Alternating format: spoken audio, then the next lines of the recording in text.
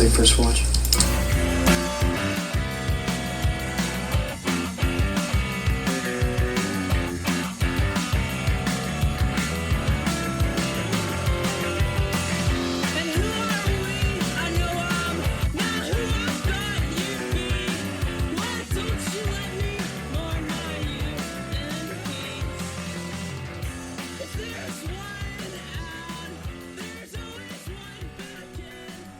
Hello, and thanks for tuning in to the First Watch podcast. Today I'm going to be discussing one of my favorite movies of the past decade, and a certified film Twitter classic, Damien Chazelle's Oscar-winning 2014 ode to the musical masochist, Whiplash. With over 500,000 logs, Whiplash is the 25th most popular film on Letterboxd. It's also one of the most celebrated, most frequently discussed, and in my opinion, often misunderstood films that I can think of. It feels like every week or so, I'm reading someone's take on this film or diving headlong into a discussion or argument of my own. And because of this, I knew that I really wanted to eventually write about this movie, which I love, to give my full thoughts on it and kind of synthesize the numerous discussions I've had. And lo and behold, within an hour of dropping my first episode of this podcast, I found myself in a group chat rehashing all my previous discussions on the film with a new audience that I felt had slightly misinterpreted it. I took that as a sign that it was time and finally decided to dip in sooner rather than later and set about revisiting the film for the umpteenth time to help build my case. For all the praise it receives, Whiplash is already having a curious afterlife. Though they are fairly sparse, the film has vocal detractors who offset a legion of folks, including me, that frequently and vocally praise it. And at the core of that disparity of opinion are the film's challenging ethics. Whiplash follows a young, aspiring drummer, Andrew Neiman, played by Miles Teller, a student of a prestigious music school, the Schaefer Conservatory. Neiman aspires to be, in his own words, one of the greats, and he pushes himself impossibly hard to achieve that dream. Along the way, he is taken under the wing of a malicious and abusive instructor, Terrence Fletcher, played with maximum menace by a note-perfect J.K. Simmons, who won an Oscar for his turn in the film. Fletcher proceeds to spend the film putting Neiman through the ringer. He shouts, slaps, gaslights, and pushes the boy to his absolute limits. Whiplash is one of the most physically exhausting films I have ever sat through, and the root of that is the punishing relationship between teacher and student. To dissect how people interpret this film, and to help understand my own read, I'm gonna need to unpack a lot of its scenes, particularly its finale. So, if you've somehow missed this film, perhaps because you spent the last 6 years staring at the floor looking for a non-existent Mars bar, be warned, I will be spoiling the bejesus out of this movie, so now's your chance to bow out before I start throwing chairs at everyone's heads. By the film's close, a triumphant and electric musical finale cut with absolute sports movie big game gusto by Oscar-winning editor Tom Cross, Neiman has evidently achieved, to some extent, his goals. And in this, the film poses the question, do Neiman's ends justify Fletcher's means?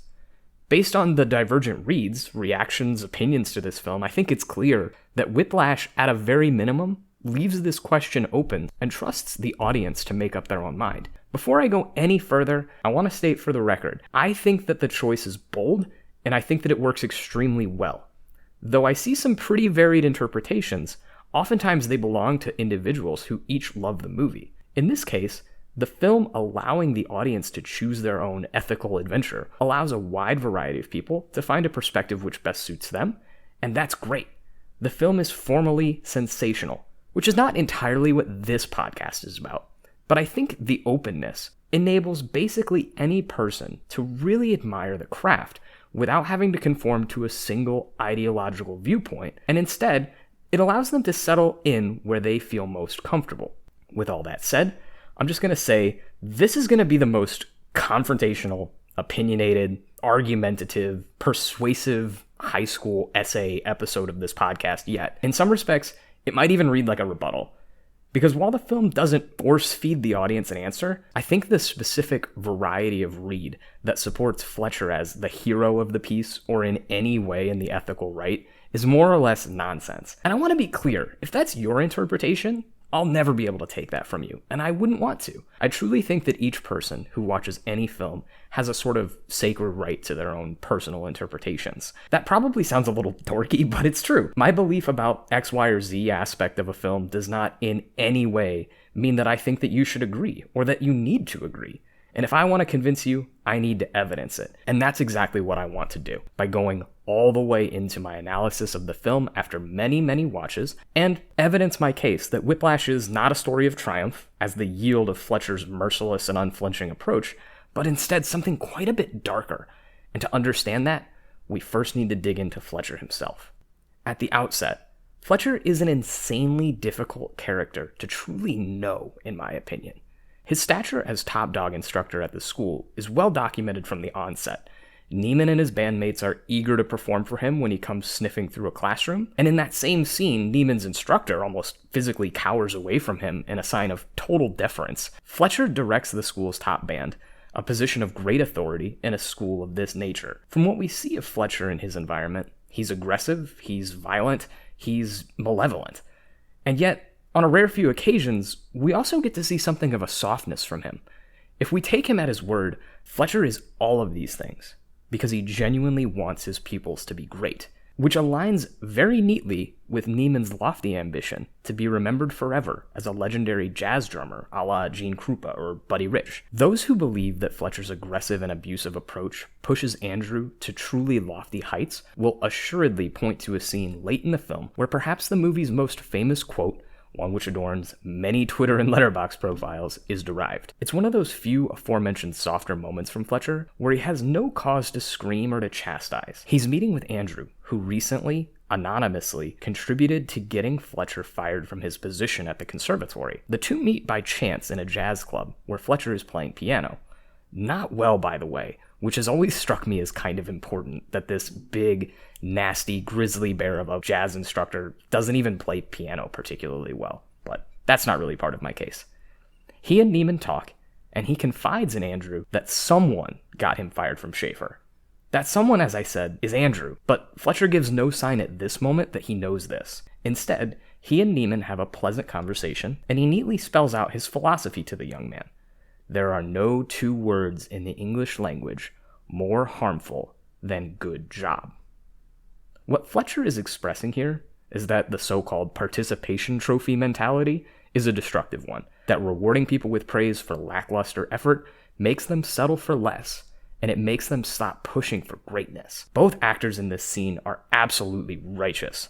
Simmons' work here in particular is very strong, as it is throughout the movie. In most scenes, he's flexing his bulky, middle-aged physique, and his forehead veins are throbbing, and he screams insults with the sickest burns this side of R. Lee Ermey in Full Metal Jacket. And when he tones himself down, he manages to come across as sincere and believable, largely due to the contrast. But personally, I'm of the belief that what we see in this scene is not only Simmons acting, but Fletcher as well.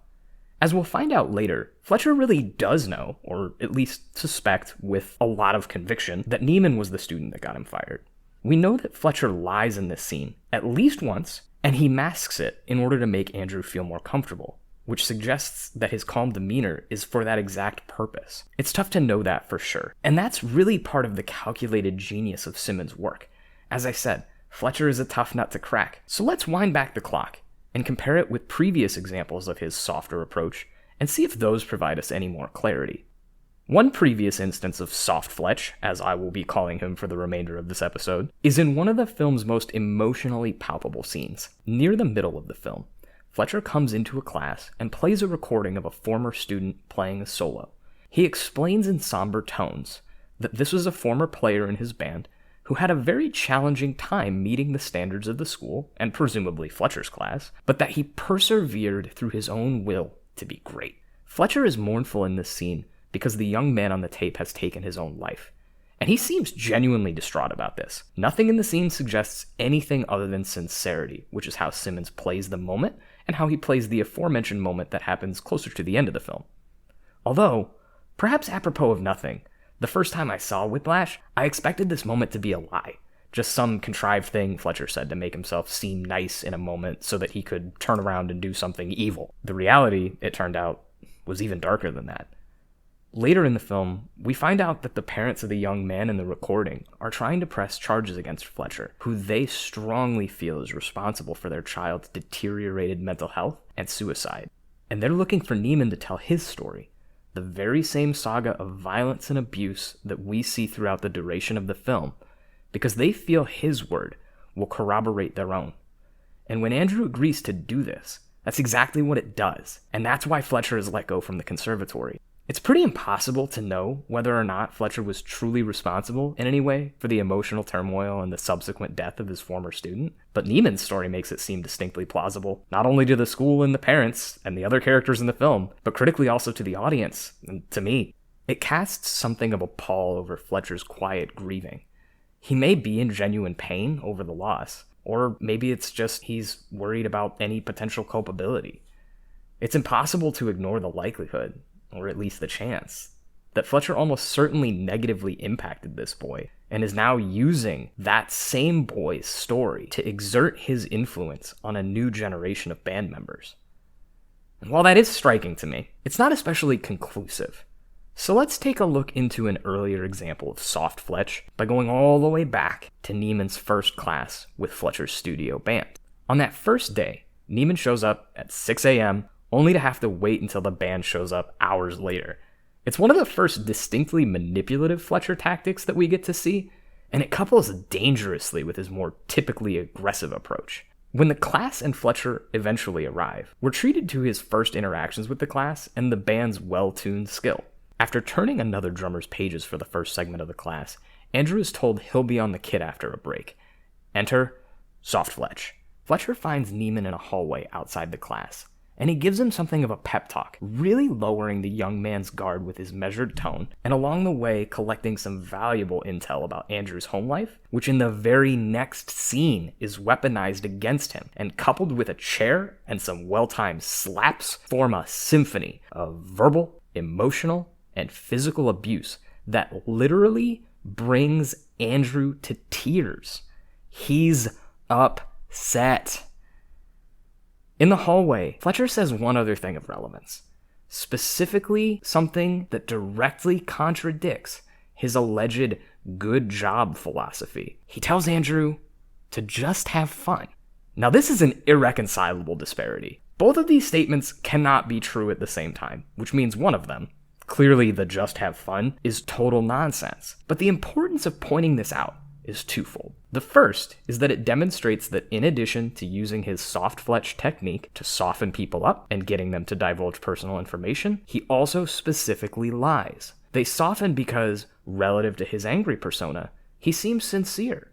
But we have direct textual evidence of him using it with not just the dishonest intent to manipulate, but to specifically say things which are false. This easygoing demeanor is a tool Fletcher uses, time after time, to say things which may have a grain of truth to them, but when you put them all together, you can hardly believe them or have any faith that any of it's true. He means them to seem sincere, but he almost never is. I also think there's a relationship between just have fun and his good job lines, in that in both instances, even though they are contradictory, they represent what Andrew wants to hear. On the first day of class, any student wants their authority figure to tell them to relax, to be themselves, to take it easy. They want to have the edge melted off, which is of course anathema to Fletcher's entire approach. And the second statement about how Fletcher feels it's a tragedy that people let themselves off easy, he's telling Andrew that his suffering was not for nothing,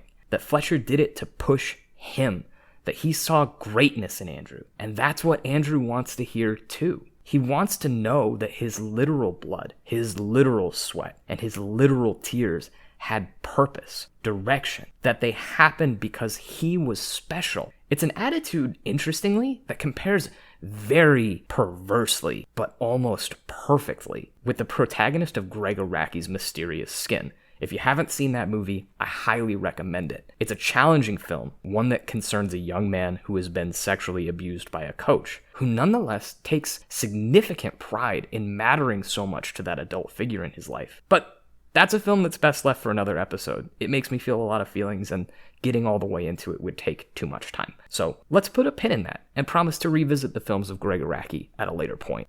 It's impossible to ignore, during the good job speech, Andrew's emphatic reaction to everything that Fletcher says. The way Miles Teller's body language just melts at Fletcher's assertion that the other drummers were only ever there to test Andrew, it's really telling as to what Neiman is hoping to hear from his former teacher. And what's the effect of this? Just like the hallway conversation, Fletcher uses it to get Andrew on a drum kit, this time in front of a much larger audience, with a band of professional musicians outside the school environment. And just like that first time, it's an act of sabotage. Fletcher tells Andrew the band will be playing a certain set of songs, and has the band playing another. After leaving his pupil high and dry under the bright lights, he stalks over to him to say, "I knew it was you, Fredo." And it comes into full view that that entire conversation was only ever just a tool in Fletcher's petty desire to humiliate his former student. He has no expectations other than that Andrew will run off stage in tears into the arms of his father. He'll give up, walk off, never perform in this town again. And so, Fletcher is caught completely off guard by Neiman storming back onto the stage to sit back down at the kit and fire off the double-time swing that got him into Fletcher's class in the first place.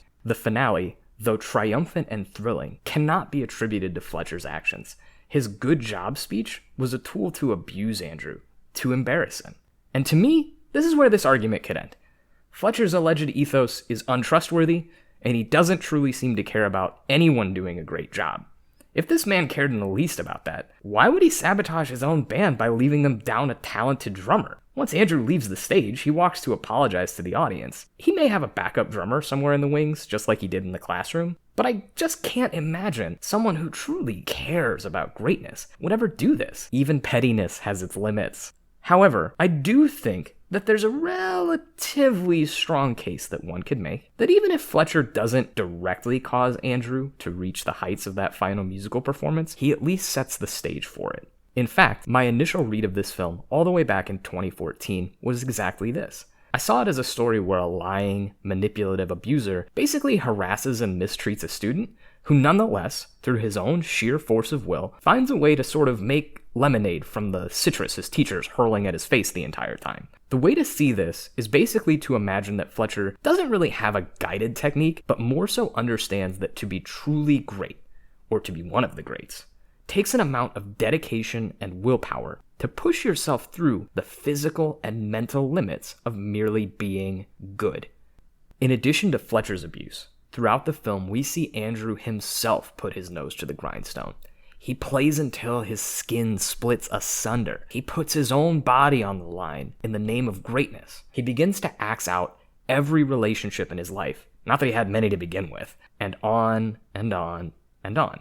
By Andrew's finale, it's hardly surprising that he can kill it, because he nearly killed himself to get there. That's not remotely an exaggeration, by the way, given that the boy gets himself into a car accident in the name of playing in a competition. So dire is his want for excellence and for Fletcher's approval that after that accident, he stumbles, still bleeding and clearly concussed, to play anyway. Not even a near-fatal accident can deter him from his ambition. In fact, when Fletcher pulls the plug, honestly, one of the few times Fletcher truly feels human to me, in that he seems to, if only for a moment, realize that Andrew might die up on stage if he doesn't do something. But when he does this, Andrew finally snaps, tackling Fletcher off the stage. His revolutionary moment only happens because someone tried to stop him from destroying himself for the craft. Andrew is either a perfect fit for Fletcher's twisted ethos, or else the ultimate victim for his torturer. Word up to my 12 fellow fans of Liliana Cavani's The Night Porter, how you doing? He is the ideal victim for Fletcher's particular brand of abuse. But I take some slight issue with the read that Fletcher, even unintentionally, created some crucible where Andrew is broken down and then reborn into a great musician. That arc makes it sound like basic training with Fletcher as a drill sergeant, and that's something I want to dig into. As I kind of alluded to before, there is a lot of R. Lee Ermey in Simmons' performance, and I think the parallels between his approach and a drill sergeant's are quite similar if we sort of take him at his word that he wants Andrew to be great. What's interesting about this to me is that I myself was once in the military. I went through basic training where I was in a band. I even played drums. I have been instructed in the art of snare drumming by literal, actual drill sergeants, and, well, let's say that aside from some of the more physically violent acts, Whiplash paints a fairly familiar portrait of my own experiences, with two glaring exceptions, which are both connected in a sense, and I think kind of blow up any read on what Fletcher is doing as even unintentionally positive.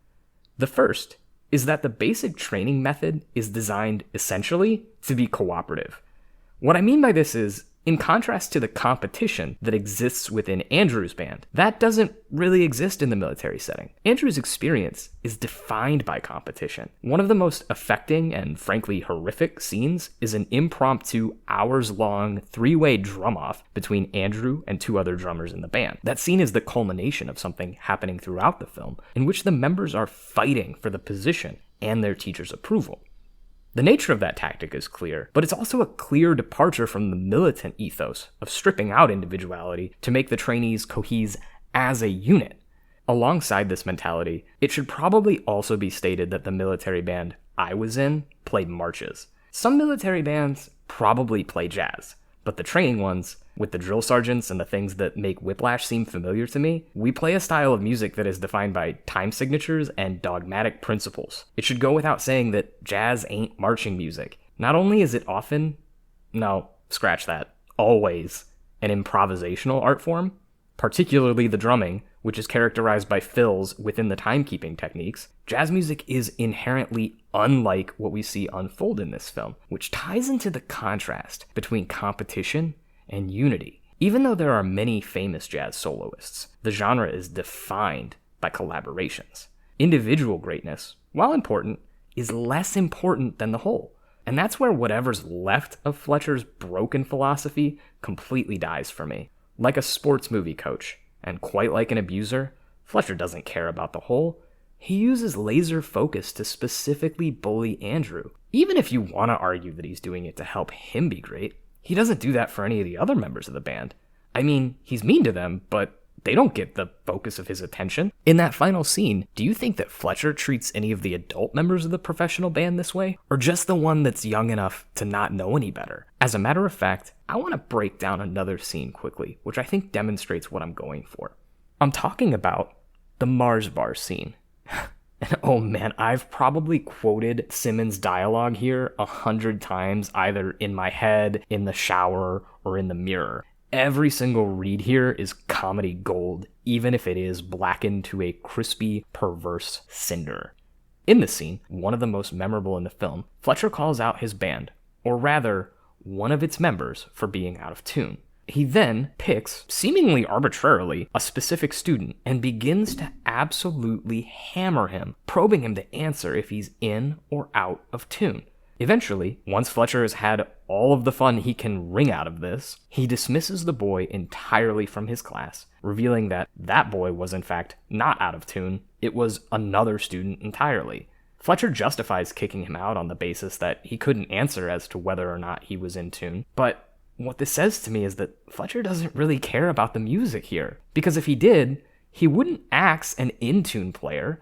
There's no reason to think that that boy wouldn't have played just fine the entire session. Fletcher kicks him out for being soft, and he lets the actually out-of-tune player stay. Now, how could someone who believes that good job is a harmful phrase leave an out-of-tune player in the band? Is he pushing that person to greatness? It doesn't seem like it. At best, this suggests to me that Fletcher has bought into a stupid mentality about personal excellence at the cost of the band's overall quality. But what it really sounds like is that he wanted to pick on a fat kid to amuse himself and make himself feel big. Just like in the final scene, Fletcher shows he's ready and willing at any time to specifically botch a performance, cut a good player because they don't hold up to his standards. But it's impossible for me to accept that that's a useful technique, considering that it seems to have no meaningful correlation with musical quality. If it works as intended, you'll end up with a bunch of good individuals, but only after you also cut a bunch of good individuals. And you'll never foster a spirit of cooperation.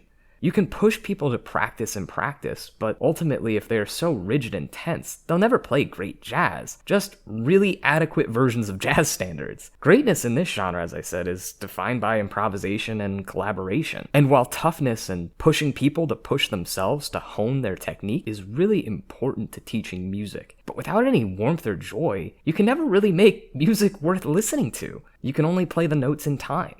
What this boils down to for me is the idea that Fletcher, at best, is promoting a form of greatness that's very limited in definition. The finale, absolutely Neiman's greatest performance in the film, is him playing jazz standards like Caravan and Whiplash, and he's playing the hell out of those drum parts. But it hardly registers at the level of Miles Davis' Bitches Brew or Coltrane's Ola Tunji concert. To put this in other terms, the relationship between what Andrew accomplishes relative to most jazz greats is like speedrunning a video game, where the player absolutely perfects an extremely simple set of tasks. It takes a tremendous amount of skill to do, and an unholy amount of time studying, practicing, trying, and failing, and failing, and failing over and over again. But it's only one small part of the way one can achieve greatness in video games. Just as this concert jazz / competition jazz band is just one small part of the larger world of jazz. If you'll indulge me to extend my video game metaphor, it actually kind of reminds me of my World of Warcraft days.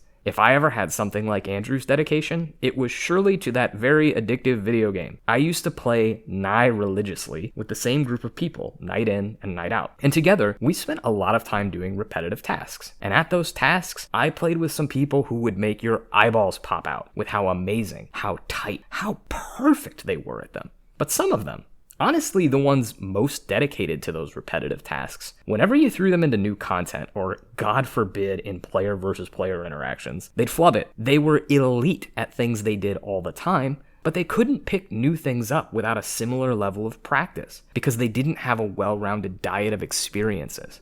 And doesn't that exactly mirror Andrew not being able to play the surprise songs that Fletcher throws at him? The kid's terrific, and he can play 5 songs. And my aim here is not to insult speedrunners, or my old guildies, or even Andrew, or kids like him. It's to pose this question: is such abuse as I've detailed worth such a small version of greatness? Is this what it means to be one of the greats? Or can we begin to assess that Fletcher's mythology is exactly that? A fabrication, and with 80 or 90% of the same energy, maybe Neiman gets to broaden his horizons, make friends, learn new songs, write his own songs. And on that topic of mythology, I have one more thought. In the film, there is a myth that gets told a couple of different times, which details an occurrence in which legendary jazz great Joe Jones, a man who essentially invented jazz drumming, chucked a cymbal at the head of one Charlie Bird Parker, a young saxophonist. Fletcher tells this story and finishes it by saying that the pain and humiliation that Bird felt drove him to practice religiously, and a year later, he reappears into the world, his devotion having paid off in the form of a triumphant solo, not unlike the one which finishes Whiplash. The issue?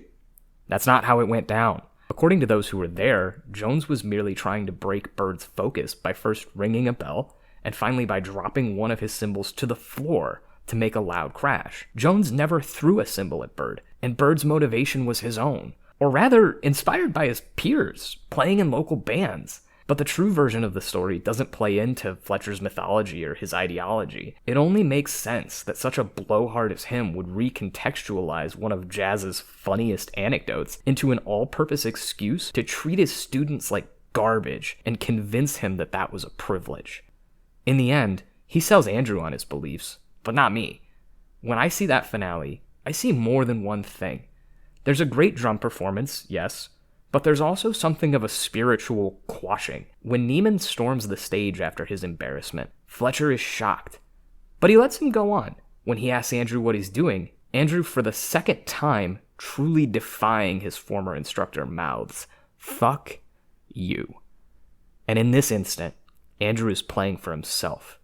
And man, it feels magical. And in the improvisational solo that follows, he emphatically shows everything he's capable of, proving some of the things I said earlier to be quite wrong about the young man. But consider how Fletcher reacts to this, and consider what he does. He embraces it, and the effect is that Andrew's righteous fury and his self-actualization begin to give way to a familiar relationship, with Neiman following Fletcher's lead. At the beginning of the solo, Andrew says, "I'll cue you, it's his show." But as the scene progresses, Andrew begins taking direction. Under Fletcher's instruction, his solo, his defiant act of self-actualization, literally grinds all the way to a near halt as Fletcher leers over the kit, and only when he says so does Neiman pick up the tempo. During all of this, there's a concerned father waiting in the wings, played to absolute perfection by Paul Reiser in one of the film's most underrated performances. The look on his face is always the detail that resonates with me. It communicates more than one thing. He's impressed, in awe, but he also looks concerned, and dare I say a little grief-stricken? Nothing in his face says triumph. Everything in it communicates that he feels this moment is as dark as I do, and it has always registered as absolutely critical that we get this close-up of his reaction. This is a man who, for the duration of the film, watches his son go through torment from this vicious, bald monster. Immediately before this performance, he held his weeping son in his arms, once again grief-stricken from Fletcher's merciless bullying. His son stormed on that stage as an act of protest, but now he and his teacher are playing in the same time. I have to imagine that when Andrew's father sees his son look up for his teacher's approval and Fletcher's lusty nod that closes the film, he sees what I see: a predator sizing up his ideal prey, and an abuser that just won a victim for life. If you've seen Whiplash, how do you feel about it? Do you think that Fletcher is right? Do you think that the participation trophy mentality that pervades our American culture is negative? Or are you more on my side that he's mostly just kind of an abusive jerk? Either way, thank you guys so much for listening. And if you enjoyed the episode, please feel free to like or share. I hope to talk to you all again soon.